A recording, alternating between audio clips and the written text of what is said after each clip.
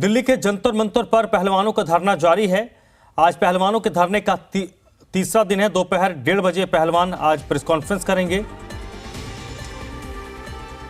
वहीं आज हरियाणा के नेता प्रतिपक्ष भूपेंद्र सिंह हुड्डा पहलवानों से मुलाकात करेंगे। बीते रोज भी कई नेताओं ने इन पहलवानों से मुलाकात की थी और उन्हें अपना समर्थन दिया था। इससे पहले पहलवानों ने खाप समेत सभी लोगों से समर्थन भी मांगा था। धरने पर बैठे पहलवानों ने रेसलिंग फेडरेशन अध्यक्ष पर गंभीर आरोप लगाए हैं। इस पर पहलवान एफआईआर दर्ज करने की मांग कर रहे हैं। मामले में आज सुप्रीम कोर्ट में सुनवाई की मांग की जाएगी। बीते रोज पहलवान विनेश फोगाट समेत 7 महिला पहलवानों ने कोर्ट में याचिका दायर की है और रेसलिंग फेडरेशन अध्यक्ष पर एफआईआर दर्ज करने की मांग की है।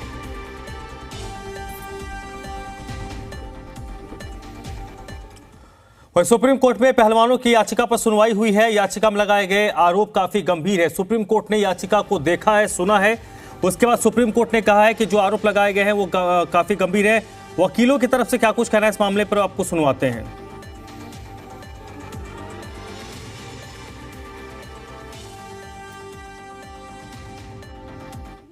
इस केस में एफआईआर दर्ज नहीं कर रही थी, इसलिए ये सब रेसलर्स को सुप्रीम कोर्ट का दरवाजा खटखटाना पड़ा। और आज कोर्ट ने आज कंप्लेंट्स पढ़ी सील्ड कवर खोल के, और पढ़ के उनको लगा कि मामला सीरियस है, इसलिए उन्होंने दिल्ली सरकार को, दिल्ली पुलिस को नोटिस किया है और इस फ्राइडे को तक उनका जवाब मांगा है। सर, कोर्ट ने ये भी कहा कि बहुत ज्यादा सीरियस एलिगेशंस है और इस पूरे मामले में पुलिस के द्वारा आमतौर पर एफआईआर दर्ज के मामले में सुप्रीम कोर्ट हस्तक्षेप नहीं करती है, पर चूंकि ये मामला सुप्रीम कोर्ट ने सीरियस पाया, इसलिए ये पिटीशन एंटरटेन करी। क्या क्या कहा गया है पिटीशन में, थोड़ा इंग्लिश में बता दीजिए।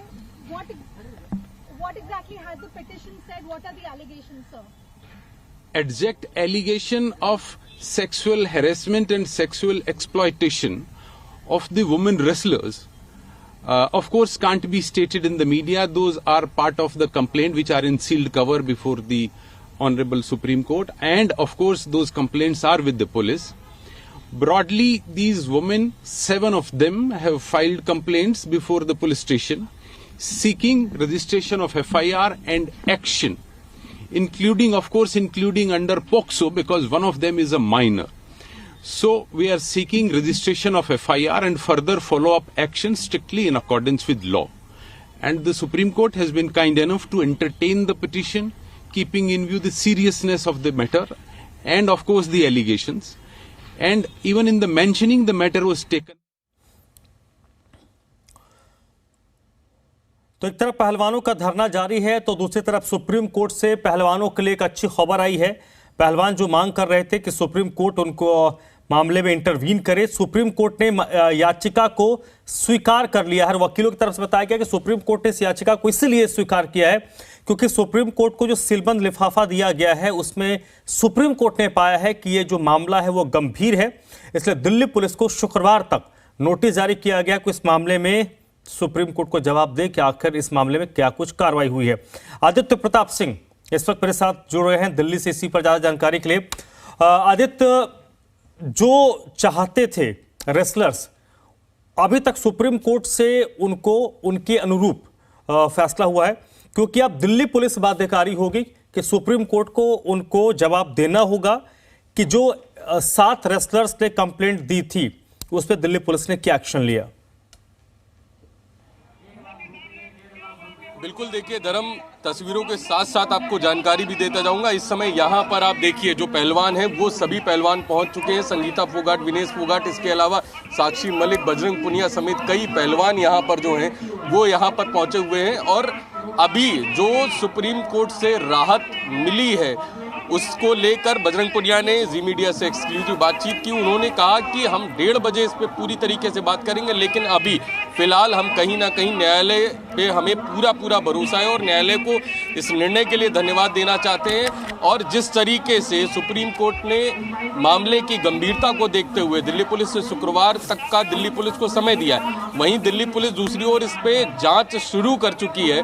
और दिल्ली पुलिस लगातार, खेल मंत्रालय से दिल्ली पुलिस ने पहले ही जांच के शुरुआती दौर में ही खेल मंत्रालय से वो रिपोर्ट मांगी थी जो उस जांच कमेटी के द्वारा बनाई गई थी। वो सबमिशन जो रिपोर्ट का था वो दिल्ली पुलिस ने मांगा है। अब शुक्रवार तक का समय मिला है, दिल्ली पुलिस को जवाब देना होगा कि FIR क्यों नहीं दर्ज हुई, या इसके अलावा अभी तक दिल्ली पुलिस ने जांच में क्या किया है उसको लेकर भी सुप्रीम कोर्ट को जवाब दिल्ली पुलिस जहां तक संभवतः दे सकती है। अभी बहरहाल 1:30 बजे यहाँ पे जब पहलवान पीसी करेंगे तो आने वाली उनकी रणनीति है वो क्या रहने वाली है, इन सभी विषयों पे वो बात करने वाले हैं। और लगातार इस समय यहाँ पर जो लोग यहाँ पर पहुंचे हुए हैं वो भी इस चीज़ की चर्चा कर रहे थे कि किस तरीके से सुप्रीम कोर्ट का इंटरवीन जो है वो पहलवानों के लिए एक बड़ी राहत बनेगा। जिस तरीके से लड़ाई थी और अभी इस लड़ाई के बाद शुक्रवार तक क्या पहलवान यहाँ पे बैठे रहेंगे, ये बड़ा सवाल है। क्या FIR दर्ज होने के बाद ही पहलवान यहाँ से उठेंगे या सुप्रीम कोर्ट के डिसीजन के बाद उनको थोड़ी राहत मिली है।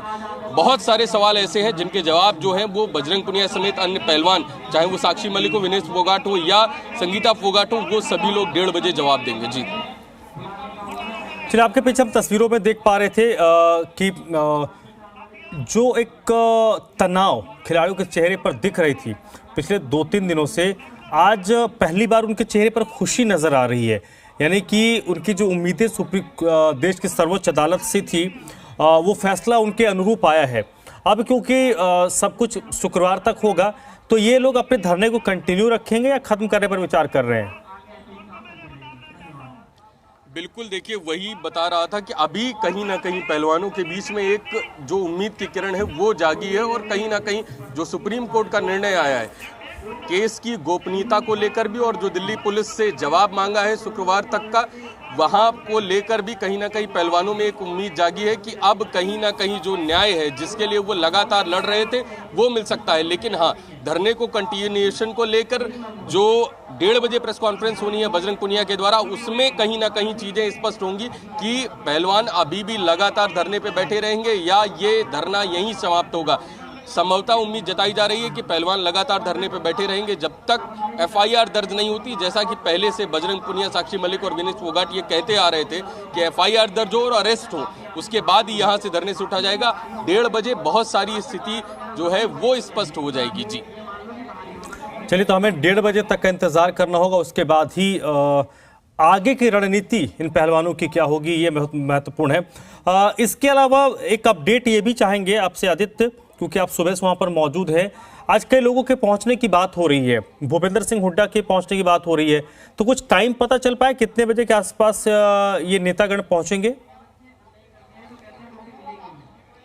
बिल्कुल, देखिए अभी तक संभावित समय जो हरियाणा के पूर्व मुख्यमंत्री हैं भूपेंद्र सिंह हुड्डा, उनका संभावित समय 1 बजे से लेकर 2 बजे के बीच में वो कभी भी यहाँ पर पहुँच सकते हैं, जो अभी जानकारी मिली है।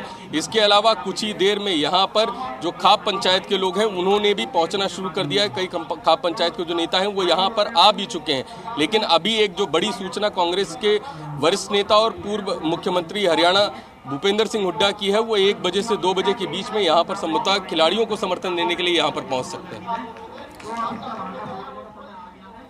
तो चलिए, हमें इंतजार करना होगा 1:30 बजे तक का, जब ये प्रेस कॉन्फ्रेंस करेंगे। उससे पहले संभवतः खिलाड़ी कुछ भी अभी नहीं कहेंगे, लेकिन खिलाड़ियों के चेहरे पर एक मुस्कान तो 3 दिनों के बाद नजर आई है, जो संभवतः उनके लिए एक सकारात्मक संदेश है। आदित्य, बहुत बहुत शुक्रिया आपका।